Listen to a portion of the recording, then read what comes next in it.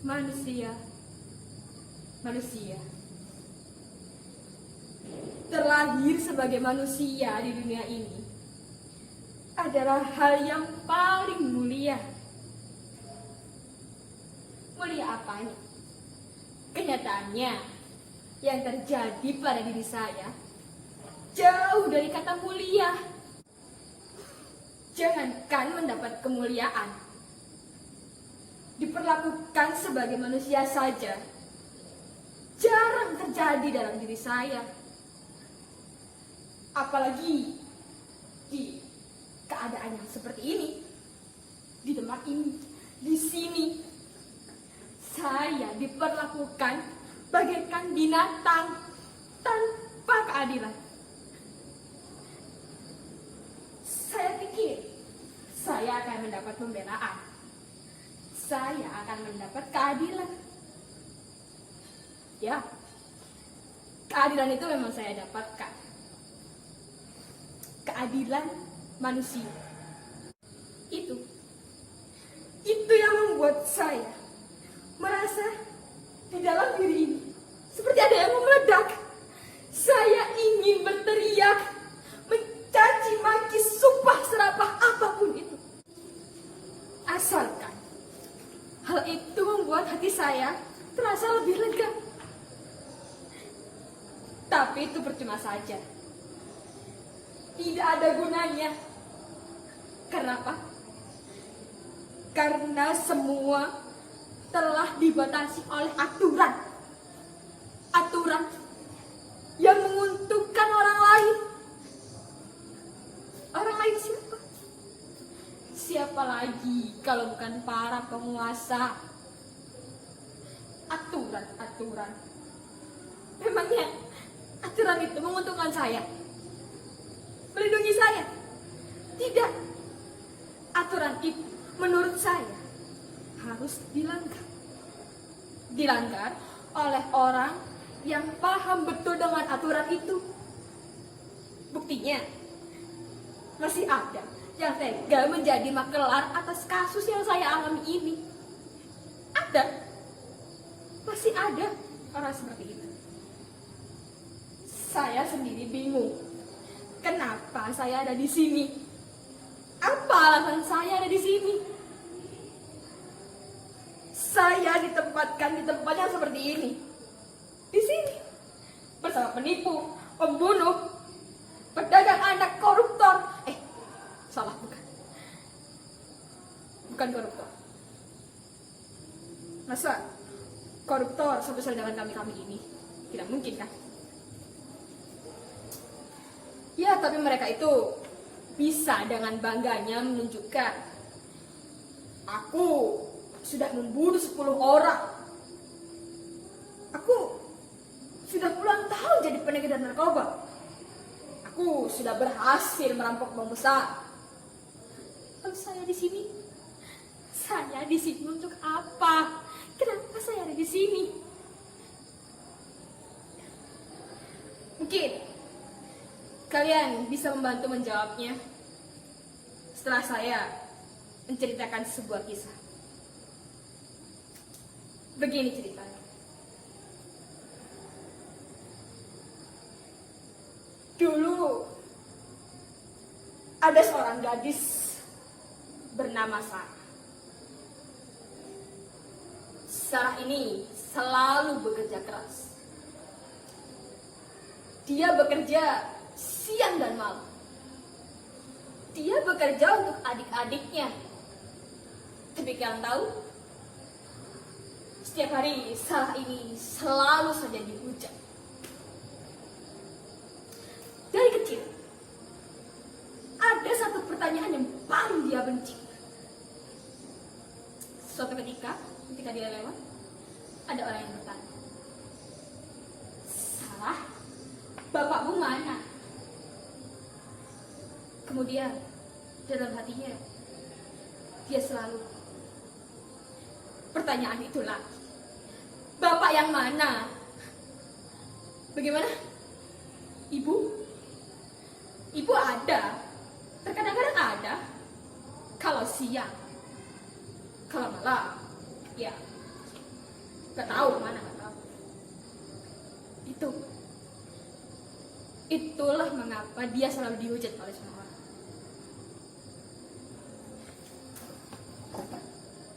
Lihat Sarah, tidak tahu malu. Dia saja tidak jelas asal usulnya. Dasar anak pelacur. Sepertinya dia anak haram. Tidak tahu malu, berjalan-jalan berkeliling.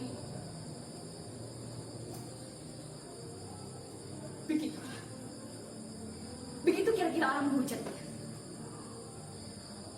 Walaupun begitu, Sarah tetap memiliki hati yang lembut. Dia berjuang keras demi adik-adiknya dan menunjukkan pada orang-orang bahwa saya ini orang yang beradab. Saya bisa mendapat pekerjaan yang benar. Saya bisa mengangkat adik-adik saya keluar dari dunia yang seperti neraka ini. Itu yang selalu dicantumkan oleh Sarah. Lambat laun, Sarah tumbuh menjadi seorang gadis yang cantik. Ya, tentu saja karena keturunan dari ibunya. Ibunya yang sangat cantik. Karena kecantikannya itulah Sarah akhirnya diterima sebagai pegawai di restoran terkenal. Namun tampaknya pekerjaan itu karena sebuah berkah. Itu adalah kutukan dari takdir di kehidupan Sarah. Inilah inti dari ceritanya.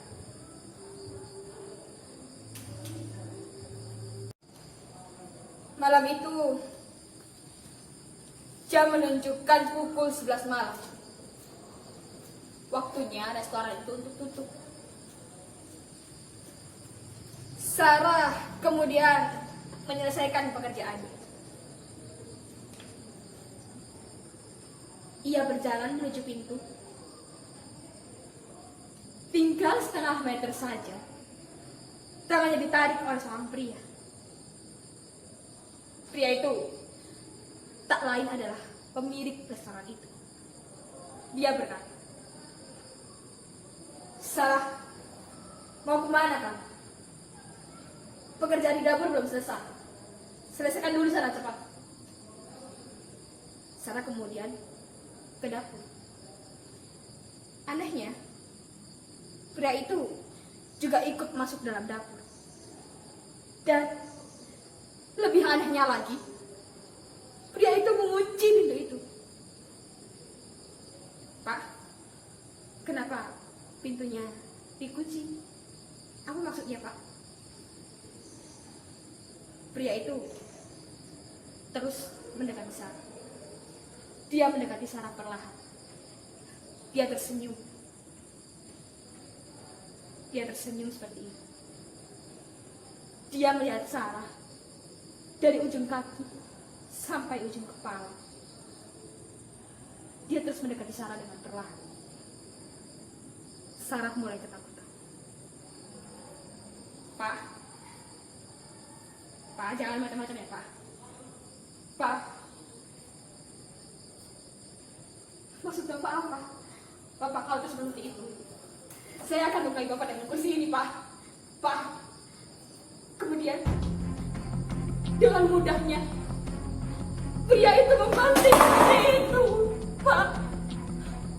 Pak, apa maksud Bapak? Ampun, Pak. Ampun.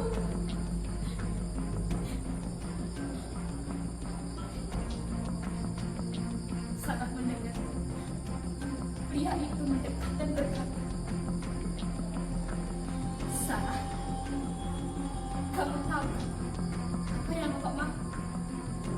Kamu mengerti kan? Bapak akan biayai kamu, Sarah. Bapak akan biayai sekolah adik-adik. Asalkan kamu mau membantu Bapak tiap malam. Itu saja." Dia menjawab begitu.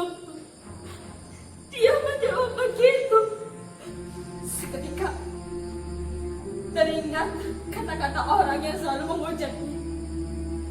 Lihat, dia anak pelacur. Dia anak seorang penjual selangkangan. Dia tidak tahu malu. Kemudian Sarah marah. Dendam dalam dirinya mulai muncul. Dia terus memberontak, tolong, tolong, jangan sakiti saya, tolong. Ya, pertolongan itu datang. Sayangnya, itu bukan pertolongan dari Tuhan. Dia melihat sebuah pisau. Kemudian, dia mengambil pisau itu dan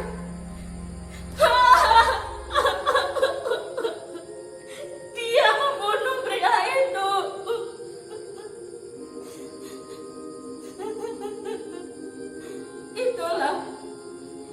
Itulah mengapa Sarah berada di tempat ini.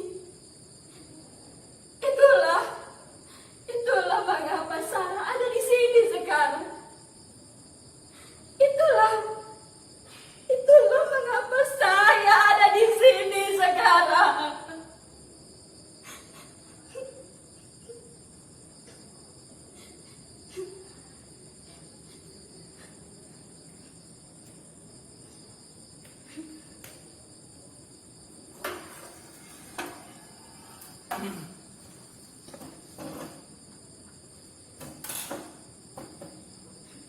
Bagaimana? Kalian sudah paham kan? Setelah itu, saya didudukkan di pengadilan. Setelah saya melihat tidak ada yang membela saya,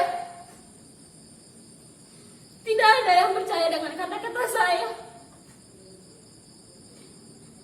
Demi Tuhan, bukan saya yang berniat membunuh.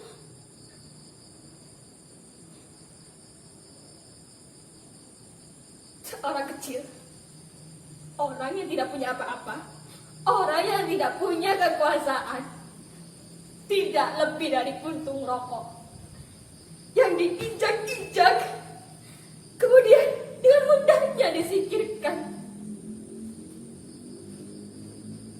Tidak peduli Anda sedang bertahan untuk hidup atau Anda sedang menjaga kehormatan. Kalau pengadilan sudah berkata Andalah pembunuhnya, maka Andalah yang membunuhnya. Aturan-aturan itu tertulis di kertas-kertas yang selalu diagung-agungkan oleh majelis. Begitulah hukum di sini. Hukum kehidupan ini. Padahal saya ini manusia, kan? Manusia adalah makhluk yang mulia, kan? Tapi belum pernah saya menjumpai kemuliaan itu. Sama sedikit pun belum pernah.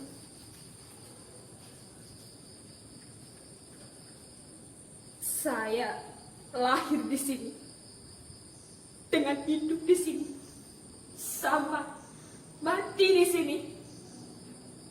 Mati. Sebelumnya saya sudah mati. Sebelum Israel menjemput saya sudah mati. Saya mati karena haus akan keadilan. Teruntuk Tuhan, aku memujang, aku menunggu kemuliaan darimu. Aku yakin suatu saat nanti keadilan akan datang di antara manusia-manusia ini. Dan untuk pertolonganku, hidupkan aku. Hidupkanlah dendamku.